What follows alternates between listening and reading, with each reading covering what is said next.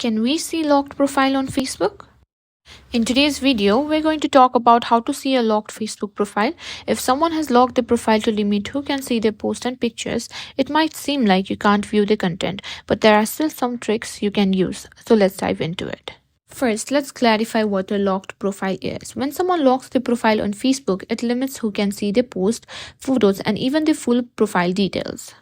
Now, this means if you aren't friends with them, you'll only see limited information. So what can we do if you want to view more? Let's go over your options. First, if the person has locked the profile and if you're not friends yet, you'll need to send a friend request to unlock the content. If they accept, you'll be able to view everything they've shared as a friend. But if you're already friends with them, you can simply view the content the usual way. Just view the profile page and check out their post, picture, and details as a friend would see them. If you're friends, you won't have any issues viewing most of the content. So if you haven't sent them a friend request yet, that's your first step.